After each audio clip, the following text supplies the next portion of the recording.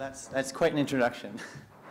I have to say one thing about MailChimp before I start is that we use MailChimp, and they are great. And they're also particularly great because they used to have a cutoff. If you got to 50,000 people on your mailing list, they'd actually not let you use them anymore. And we got to that, and we were really sort of pissed off about that whole thing. And then they changed the rule, and now you can go up to almost 75,000. So we're very happy with MailChimp.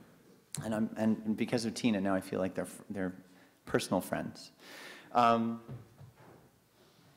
So Tina gave me a very nice introduction. I thought what I'd do this morning is sort of just tell you my story. And I'll start at the end, which is that we are now 13 full-time employees at Apartment Therapy. We're about 75 freelance writers all over the world, and we are heading to about 4.5 million monthly readers now at Apartment Therapy. We're 5 sites and a newly launched site called The Marketplace, and it does pay our rent. It does make us a living, but it is a lot of work. I don't recommend it lightly.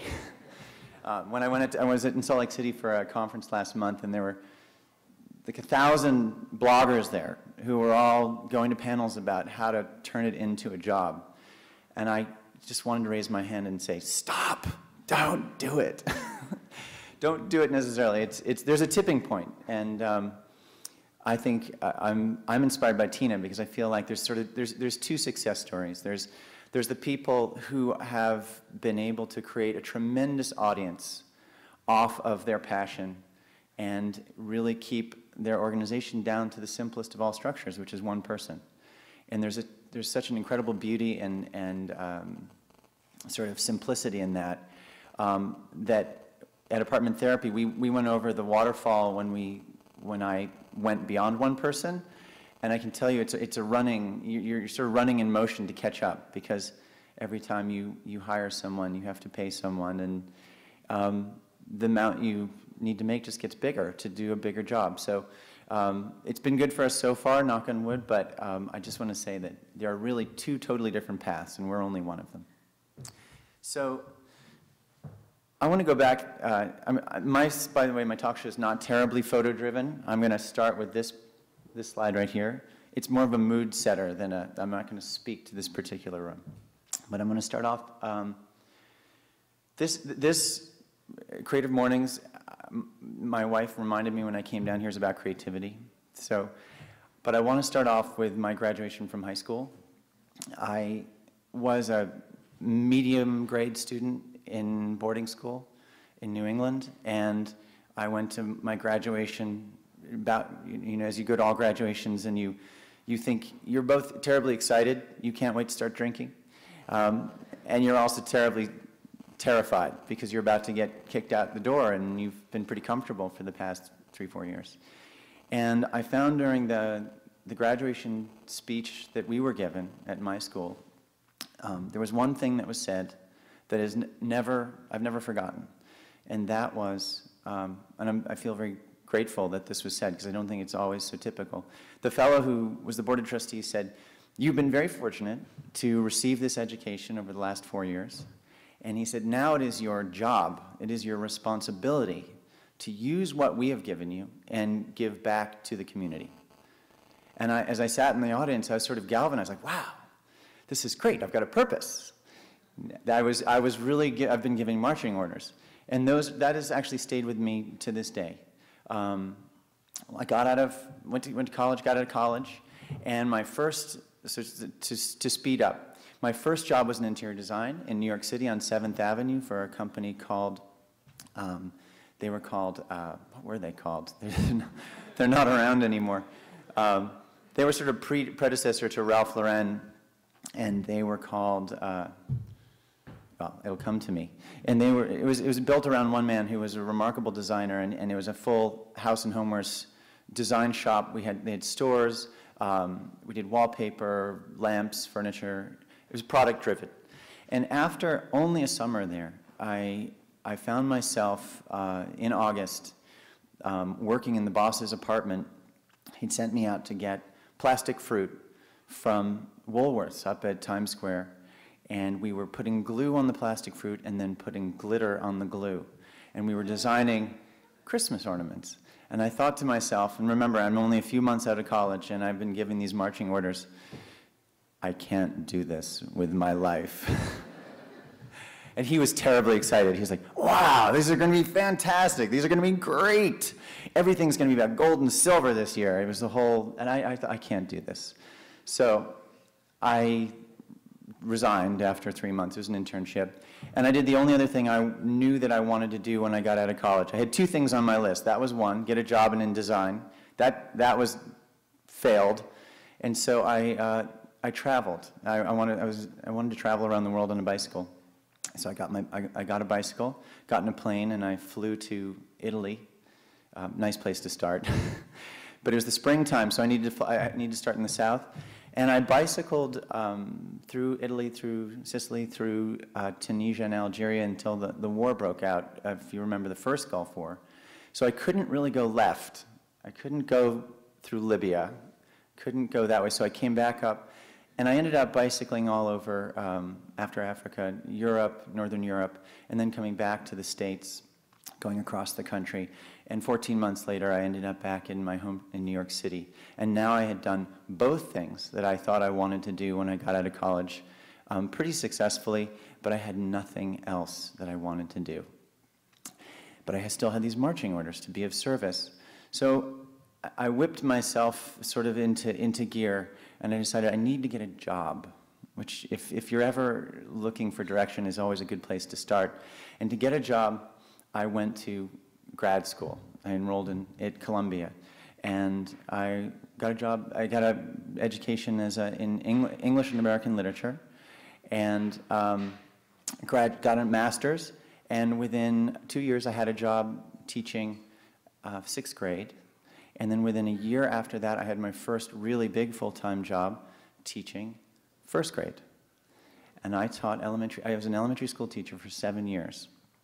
And I have to tell you that because if you think that apartment therapy is about interior design and blogs, it's important to know that you don't always start in the place you think you end up. I loved teaching. If there was anything that was dissatisfying about designing plastic Christmas ornaments in August, it was not that problem in the classroom. Tremendously satisfying. When you wake up every day as a teacher, you know exactly what you're doing. You know that you are doing good. You feel deeply satisfied. But there was always this creative itch, and schools are also very they're very constraining. They're very conservative. They have to be, after all. I mean, you have these children with wild impulses, and so constraint and conservatism is sort of your starting position if you want to learn. So I became, during this time, the design itch never left me, and I became increasingly interested in studying not just what we were learning, because I did a lot of teacher training. I got a 2nd degree in education, in Waldorf education, but also what is the shape of the classroom? What is the color of the walls? In the Waldorf schools, there's a huge emphasis on the architecture and the design of the space in which the children are actually learning in. In addition to which, I also visited my children at home. I taught the same children for 5 years, from 1st grade through 5th grade. And so every year I would visit them for one meal. I'd go home and have dinner and see their room, and they'd show me their desk where they worked. And I found over this time, because I was always sort of inside, I was always interested in really design more than the environment more than what we were doing, is that the kids who were coming from homes, what we'll call good homes that were sort of healthy, organized, attractive, not rich, not a rich poor thing. They were sort of just as I said, healthy and organized, and hopefully parents home for dinner did the best in the classroom. It was fascinating to me. It was almost as if when you raise plants, that it's just water and sunlight is all you really need. Not that that's easy to get. And so I started to think, boy, if the home is so important, and it's where we start our day and where we end our day, and where we it's the only space we can call our own, then shouldn't that be the place that we really make amazing? Shouldn't that be the place that makes us happy? And shouldn't it be the place that because it's the only place we can control, that we make it the way we want to make it? And couldn't we do that without a lot of money? Because, as I said, the children I was visiting at home, these were not homes with a lot of money. In fact, money sometimes causes problems because it gives you too many choices. So after 7 years of teaching, I took a jump and I thought, boy, if I'm going to start a business, and it's going to be a design business helping people at home. Again, back to service. I felt there were a lot of people in New York who I could help. I didn't know what the business would be. I didn't know what the business strategy would be or the business plan would be. But I felt if there's enough people out there who need help and I can help them, there's a business there. And I can do something truly satisfying. And if I fail, being a male teacher in a male elementary school teacher in New York City, I knew I could get a job. So it was the fall of 2001, and not a good time to start a business in September 2001. But strangely enough, even as I started working for friends, which I think is the way all businesses start. You start because no one will hire you, your friends will hire you. And then pretty soon, if you do a good job with your friends, your friends' friends hire you, and then your friends' friends' friends hire you, and then pretty much they're strangers after that. And with the falling of the Twin Towers in downtown Manhattan, the most amazing thing happened, which was a terrible time for business, but it was the best time in the world to focus on the home, because everybody went home that year. Some people went so far home that they moved out of New York City because they didn't consider New York City enough of a home. But everybody needed to feel that safety and security of the only place they could control, which was their home. And so I had a ton of work. And there was a ton of satisfaction because I felt like, boy, I'd really hit on something that people need. And at the same time, Daily Candy had just started about a year earlier, and Danny Levy, who started Daily Candy, found me and wrote me up. So that took care of all my marketing for about 2 years. The phone rang off the hook, and Sarah, my wife, this is then my girlfriend, quit work stayed home from work for 2 days to log all the phone messages so we could call back every single person who called and asked me to come to their house and give them apartment therapy. So that was sort of not only the beginning of Apartment Therapy, the business, which is, again, service-driven interior design business with no business model. But it was also my first brush with social media, which was also memorable, very, very powerful. Over the next few years, I went door to door. I had a scooter and two toolkits, and I worked with people. I hung curtains, I painted walls, I consulted, I bought furniture. Over time, I had an assistant. I delegated the painting, I delegated the construction, I worked with cabinet makers. But it was always to help people at home. However, being a teacher, I found what I thought I could do with a service business is that if I hired an assistant, that if I had 2 jobs, I could go to one, and my assistant could go to the other, and that would be the way it would grow, because then I could have a number of assistants, and we could do a number of jobs at once. And I discovered with the design, people don't want your assistants; they want you.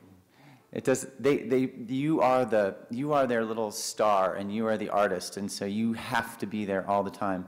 And I realized very quickly, I'll always only be working for 2 or 3 people at a time, because that's about as many as you can handle. And so if you can only do that, boy, well, I get it. Interior design business, you just have to work for 2 or 3 richer and richer and richer and richer and richer people, which is indeed the way it works, because if you can only work for that many people, you need to make as much money as you can, and you can't sustain yourself off of the level where I wanted to work. I really wanted to work on the broad middle. I wanted to work for all the people in New York that wouldn't afford an interior designer, wouldn't afford an architect, or didn't even feel comfortable asking them. And I found I had tons of calls just to do that.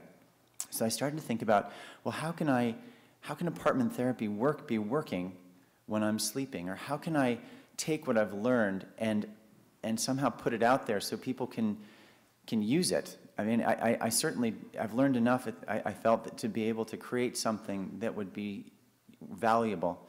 And the first thing that happened was a book offer someone came to me and said, would you write an apartment therapy book? This is before the Great Recession, so there were book ideas thrown all over the place, and I said, sure, I could do that.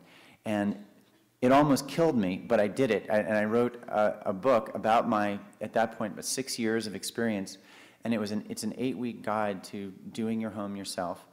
And it was my first real experience with creating a product that would have a life of its own, that was easily duplicable, multiplied. And so the book went out, and people read the book, and they could be in Iowa, or they could be in California, or they could be in Japan, and I've been able to help them. And there's been a point of contact, which is amazing when you meet someone who's written a book you've written. And so then I thought, what else can I do? And so I started an email, and there's always the teacher. So I wrote a Monday email, and in the email I gave a tip, and I sort of got on my little soapbox and told people what they should be doing with their home to make it beautiful, organized, and healthy. Sometimes it was funny, and sometimes it was probably very annoying. And at the same time, this is really early, I'm no Craigslist, but I believe me, people would send me things they wanted to sell, and I would copy their email and paste it into my email and have a list of things people wanted to sell in their house. And I also made a list of people's apartments who wanted to sublet. I did it all manually. And I did it, this is before MailChimp. I used, you had a contact list, and you could build little groups in your contact list. I would add people manually to the contact list every time they wanted to join the email. But it was amazing because now I had another way of taking what I was learning, and I was learning a ton, because when you work with people very closely every day, you learn far more than you can give to those people that you're working with. And then my brother, who is the actual person who's professional in media. He'd been working in Silicon Valley for 5 years with a newspaper company, and he'd been hanging out in San Francisco and heard about blogs, and he moved back to the city, and he said, you should start a blog. And I said, I'm too busy. And he said, well, I'll help you.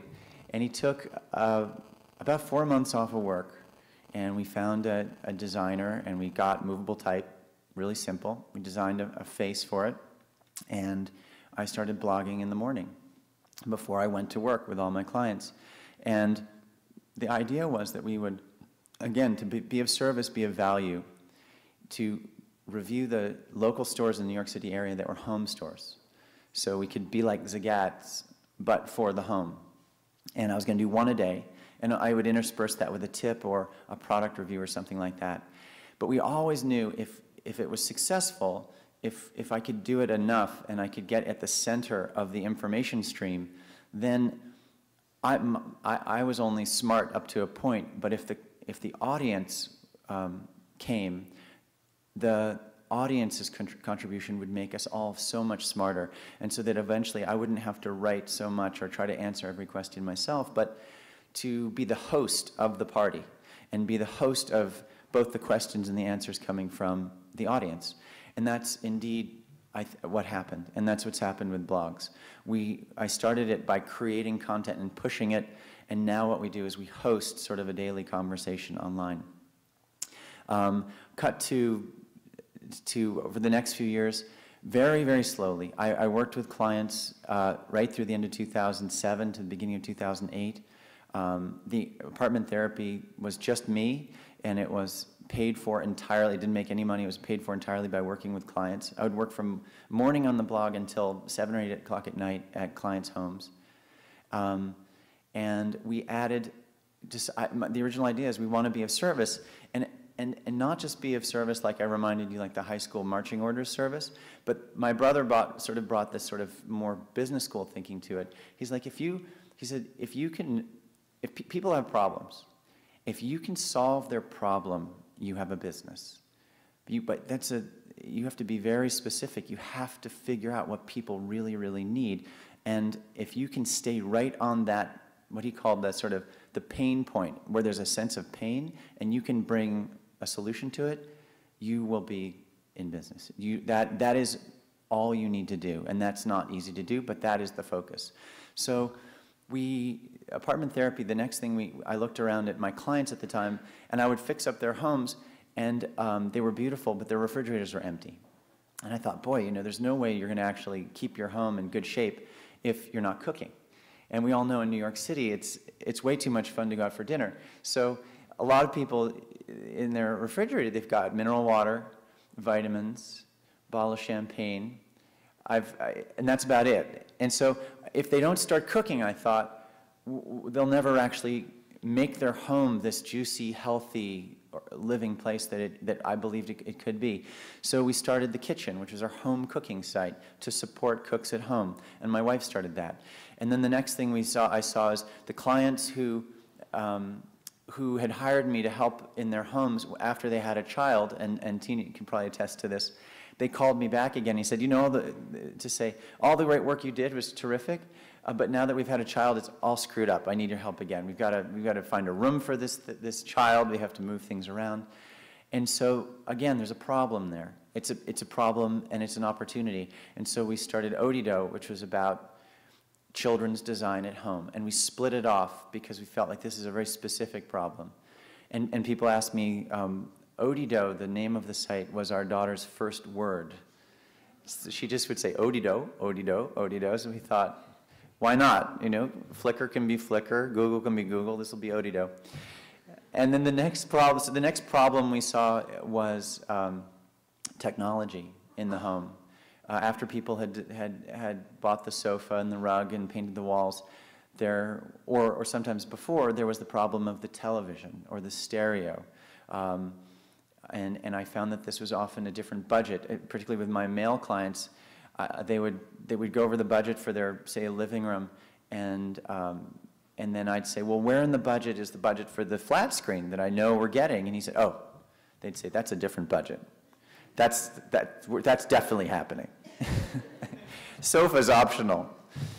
So, so we started Unplugged. Again, there's problems. People need to know what height to hang the flat screen, how to hide the wires, how to, home offices are getting increasingly common, and they're getting smaller. You can make them smaller. You can actually tuck things in your home so much better these days. So we started Unplugged to sort of address those problems and create an archive of solutions and questions and answers and tours around that problem. And then finally, the last one was our green site. As green was coming up, my friend Graham Hill started Tree Hugger. And I should say that when I started apartment therapy with my brother in 2004, within that same 3 months, Graham Hill started Tree Hugger, Lockhart Steele started Curbed, and Jake Dobkin and Jen Chung just started Gothamist maybe a few months earlier before that. They'd been around maybe actually 9 to 12 months earlier. So there was this, and we were all friends, and we sort of were trading information. How do we do this? How do we grow? How do we manage this growth? But I always felt that Tree Hugger, the thing that was amazing about Tree Hugger was how fast it grew, but what it kept missing was it wasn't about the home. It wasn't about sort of how you could be green at your most local spot, which was the home. So we started Renest to try to document all of the solutions that we could around how to make your home green. And I felt that if we did that, started then, it was going to be a fad perhaps for a while, but it would actually grow in value over time as the problems got more intense. So that was sort of the trajectory. It's been very organic. It's very slow. People often think, boy, apartment therapy is so successful, so big. But we are, starting in 2004, it's 6 years. And for only, I'd say, the last 2.5 years have we actually made money and tried to make money and had to make money. So that's very slow growth. Some companies these days, they start up in January, they raise money in July, and they sell by December. So I'm just gonna walk you through. That's sort of my overview. This is a picture of what's called the Goetheanum, which is the center, the Waldorf Center in, I believe it's Germany. And if you look at the architecture, it's pretty far out. And this is, as a teacher, this is sort of what I was surrounded by, this sort of different approach to space. I should add, because my wife reminded me, creativity was the center of all of this. I've talked a lot about service, but my creative is guided by the service, about finding the problem, but what I love is space. I love making a space comfortable. I love figuring out how to make an awkward space comfortable, and sometimes how to take a strange design and use that strange design to somehow unlock your own sense of comfort or a higher feeling. And this building is a very strange building. I have never been in it personally, but I've seen photographs of the interior, and it's remarkable. So I share that. This is a picture of, when blogs can, ultimately what we want to be at Apartment Therapy is the center of a conversation. We don't want to be the conversation. We want to host the party. This is a post, this is a before sent in by a reader, and this is their after. And this is a lot of what we do. We try to solicit people's problems and their own solutions, because I find it's by sharing other people's problems and solutions that you inspire the audience to reach their own solutions. By the way, when we started in 2004, photography was awful. Can you believe how beautiful this photograph is? I mean, these are just regular homeowners, but this looks like a catalog. And that's been happening. It's been fascinating to watch. I feel like everybody, if there's blogs have been growing, camera sales must have been going up over the last 5 years tremendously. This is what it looks like on the front page. This is the kitchen. Is it? Yeah. This is sort of the shape of our site today. It's in big need of a redesign. But you can see across the top, we're 5 categories. This is the cooking category. This is the kitchen. We do a lot of recipes. And on all the sites, you'll see what's central and what our most popular thing that we do is tours. So tours of people's kitchens, tours of people's children's rooms. This is a reader-submitted room. This is Odito, the kids' site. People send in photographs of their children's rooms. Again, remarkable to see people's solutions and design approaches from all over the world, really, because now we get them from all over the world. This is Unplugged, Tina's favorite site, and top of the site. Renest, Green Style. Green Style was a feature we started about 9 months ago because we felt green was popular but ugly, and we really needed to push people to be beautiful, and so we started Green Style. And then we launched Marketplace, and again, I find this fascinating, but you might not. Problem and solution oriented. We found that a lot of people, we love writing for our readers, and then there's the stores, and the stores bombard us with emails. Won't you blog about our product? Won't you review us? Or can't we buy advertising, but you're too expensive? So can we buy advertising, for nothing? After a while, it gets overwhelming, but then I thought, we live in a community, and the stores are part of our community, so how do we service this community? How do we honor this relationship, which is really important, because if our job is to bring together the stores that have the solutions, in many cases, and services too, with the people who have the problems, then we can't just sort of treat them as second-class citizens. We have to give them a seat on the bus. So the Marketplace was launched in November to be our archive for stores, all the stores we reviewed. It's got over 2,000 stores in it. And we're not building it necessarily like, say, Yelp model, where it's really for the readers to say these stores are great or these stores suck. It's really for the stores, more like an Etsy approach, to let the stores build their own page and present themselves the way they want to be presented, and let the readers find them in this database of stores. It's also going to allow them, if they want to ask us to review them, or if they want us to blog their product, we're going to ask them to be a Marketplace member so that they have that direct connection. And we honor that connection as opposed to just being sort of bombarded from all over the place. And I'm just going to finish with a few pictures of some of my most beautiful, inspiring rooms. This is, I feel it's best to end with some eye candy. And by the way, these are all from Apartment Therapy, but I have to admit they all come via Emma's blog. Are you all familiar with Emma's blog? She's a Scandinavian blogger who, all she does is, I feel like she scans magazines all day long, which is not legal, but if we're getting it from her, I figure it's legal. And primarily these are European interiors. I have to say, over time, I've been incredibly drawn to European interiors for their sense of sort of rustic or organic. They're modern, but they sort of feel very grounded in the earth. So I'm going to leave it there and open up to questions. Thank you.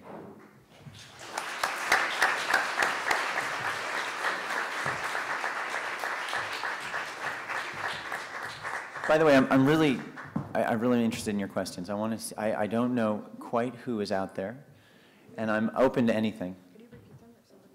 Yeah, I'll repeat the questions if you say them. You can ask me anything. Yes, right there. I'm really actually curious. I love the apartment where the blob, like logo. Yeah. Okay. You mean the squiggle? Yeah, squiggle. So, I was a painter in college, and then as a school teacher, I also taught painting. And one of the styles of painting in Waldorf schools they teach it's called form drawing. And form drawing is when you draw a continuous form, and it's really for children to learn a sense of, I guess, control of the pen, and there's a fluidity to it. And when I work with clients, I talk a lot about flow and how energy flows through a space. And it's very important that energy does flow. And when a space has good flow, and I won't go into the deep details, it's very life-supporting, and it supports your energy. And this type of drawing, this form drawing, I felt was always it was like the visual representation of flow. And literally when I draw a squiggle, I'll draw it for 5 minutes until I stop, and that will be the drawing. And they're never planned. And so that little squiggle was one that I did a number of years ago, and I pulled it from a stack because we needed a logo back in 2004 when we thought this would just, by the way, when we started Apartment Therapy, we had no idea that it would be a business at all. It was just a complete hobby on the side. It was just a passion. It was just for fun. So I pulled that because it was personal. It meant something to me, and I felt like businesses should be personal, because if they're personal, they're going to connect with people ultimately. The squiggle is very confusing to people because they don't know what it means. It's not a swoosh stripe, or anything like that. But and sometimes along many years have gone along, people say you should get rid of the squiggle. Get rid of the squiggle. And I thought, you know what? That's the only thing we're not going to get rid of, because as long as it's there, it's got that mark of authenticity, and I love to explain it. So now the other solution is, if you don't get rid of it, make it bigger. That's the new approach. So you may see that. Anyone else? Yeah. How do you keep from feeling overwhelmed just with the growth? You don't feel. The only thing I feel overwhelmed by is email. Quite honestly, it's making my hair turn gray. I've tried ways of controlling it, and I'm just not. You just need hours a day to control that. But the growth is a good problem to have. And as far as feeling comfortable, again, if you get up every morning and you know you're meeting your mission, and you're doing what you set out to do, which is to help people. In my case, it could be different for different people, but to help people with their homes, that's very centering. And as long as you know you're doing that, and if you ever get off track, you find yourself doing something, like we've done stuff with the site, and we go, wait a second, that's extraneous. That's not really what we're supposed to be doing here. So we cut it and we get back to make sure we're helping people every day. And as long as you have that focus and you sort of that finger in the water, if you will, you get overwhelmed, but you don't get lost. And to a certain extent, I deal with it by you turn off at a certain point. Like you go home. I learned this at an old job I had. And I don't do it very well, but you can decide that at the end of the day, it's the end of the day, and at 6 o'clock or whatever, you turn off. And whatever happens, happens. You just don't read it, you don't answer it, you just deal with it the next day. And to a certain extent, I do that. I filter by simply not getting to things until the next day. It's very annoying to some of the people I work with, because they're online all the time because they're really just on the computer all day long, and that's after all where everything's happening now. Our office is silent, by the way. If you ever want to get me, call me, because the phone never rings. But the email is constant, and the IMs and the Twitter and the blah, blah, blah. So they're online trading information all day long on multi-channels. And I'm out at a meeting or talking to someone in the office, and I miss everything. So I told them at the beginning of the year, I said, you have to talk to me, and you have to talk to one another. Get up from the computer, and if there's something to say, walk across the room and say it. So that sort of helps me not get too overwhelmed, because talking ultimately is centering too. But I should also add, when you're growing, it feels so good that that's a good problem to have. We had last year when the recession first started, I had, without not particularly good planning, I had made a bunch of investments or spent some money that we didn't really have to hire people, and got deeply in debt for about 6 months. Thank God we got out of it, but that was the scariest part of my business life so far. And now I will never get in debt. Don't get in debt. It's just not worth it. Yeah. I was wondering, I noticed on the house tours every day that I'm starting to feel like I see the same house over and over. That's my house. And I'm wondering, as now that people have responded to what has been the styles that you have helped to curate, is there a place in the direction where you want to push it? Because I feel like there's something that when you start seeing it everywhere, it's actually starting to lack this sort of, it becomes so homogenous, it's lacking Yeah. something. And I'm wondering if there's a trend you would push for it, or It's a good question. I was amazed. We had some house tours from India last year, and I swear to God, they look like the Upper West Side. And it's like DWR has gone everywhere, There was mid-century modern has been super popular, right? I agree with you that my only response to it is that they're all real. There is a variety. Actually, now as the trend is changing towards more of this sort of not vintagey interior, but this sort of David Hicks type of high color, a little bit more flamboyant interior is coming right now. I think that's changing. I think if you look at apartment therapy, it's sort of the zeitgeist of what's happening right now, which is good and bad. We don't push it because a lot of our house tours are reader submitted. And then we follow up on them, and what we try to do is choose the best ones. We don't necessarily pick for style. We pick for the best photographed, the most finished, and also the resources, because what's important to us is that the resources are really clearly annotated, because at the end of the day, it's all about helping people find their way to the resources in that tour. We do also go and look for tours, and when we do that, those tend to be the super funky ones. One of my earliest, an old friend and earliest freelancer working for apartment therapy is named Jill Slater, and she meets people in bars and ends up at their house photographing their homes. And if you ever see her tours, they're wiggy. She really goes, you'd like her because she's not finding the homes that you see every day. And I don't know how she finds them. She does one a week. But we're not, to answer your question another way, we curate, but we don't push. We're sort of streaming it. Yeah.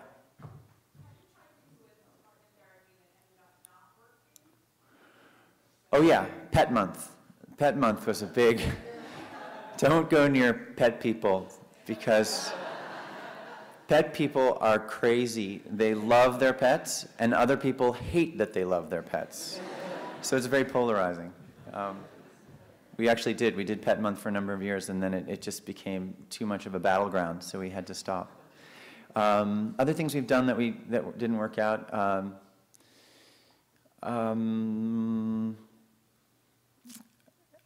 Not too much. We've certainly had some stuff that hasn't been a huge hit, sort of that we do for a while, and then we sort of cycle it out for something new.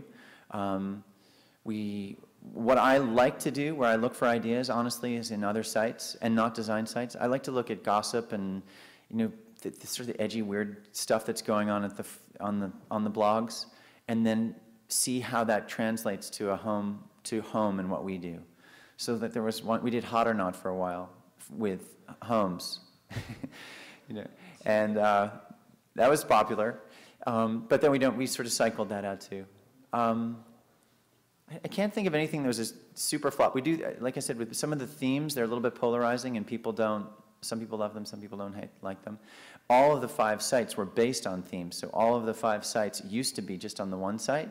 They were months, and we split them out. And so what happened, like the kids is a polarizing thing too.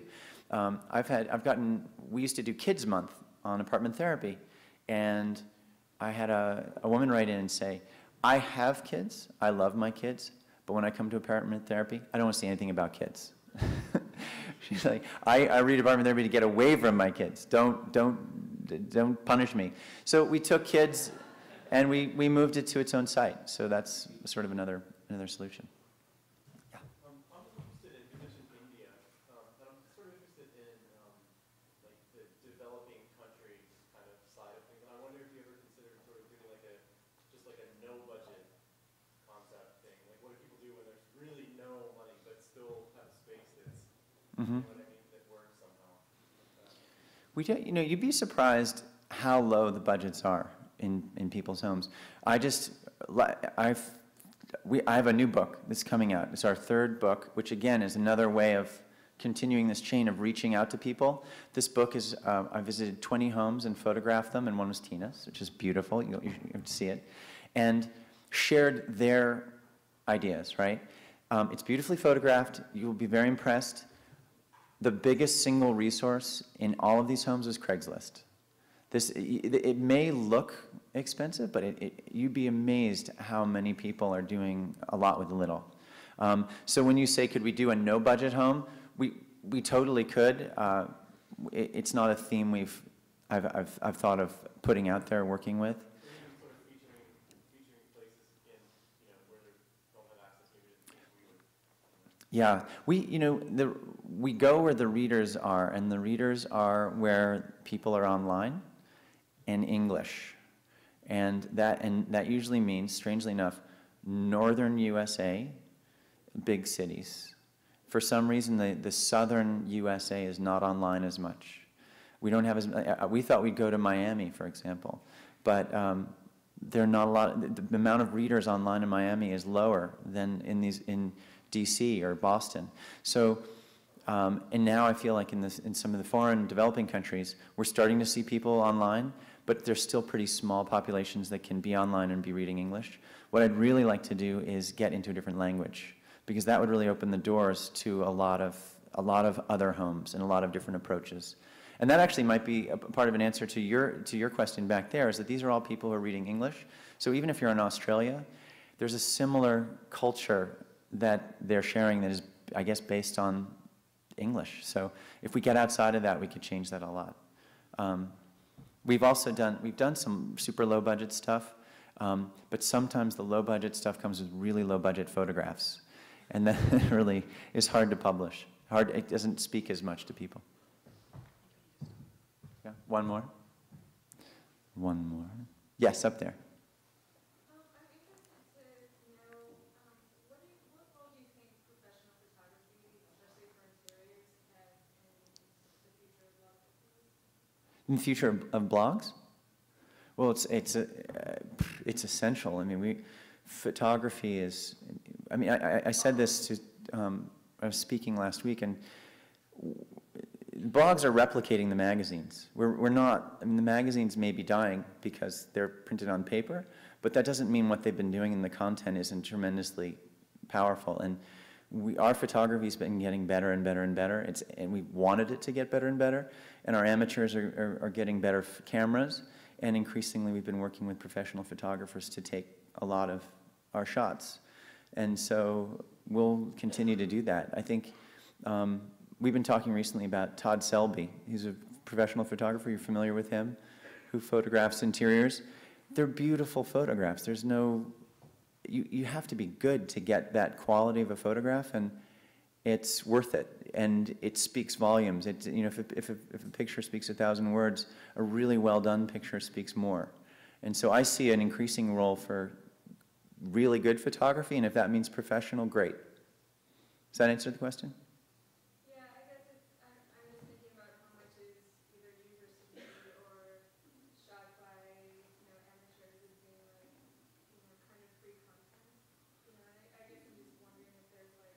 Paying for photography versus free con? Well, we pay, I mean, all of our bloggers are paid, and they're paid for their writing and their photos, and in Chicago, we have a photographer we work with who takes our house tour shots, and we also have a photographer we work with in New York. Again, these are not big budget shoots, it's really economical, but we totally do that, and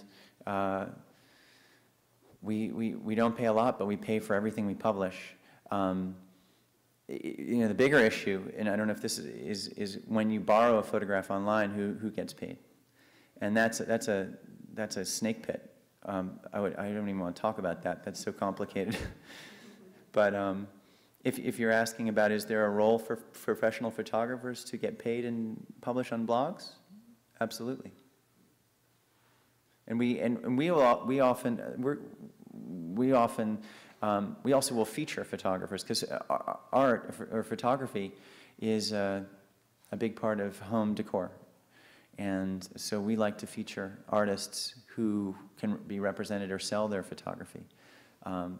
So we blog them from that perspective, in addition to hiring them or for interiors. Thank you.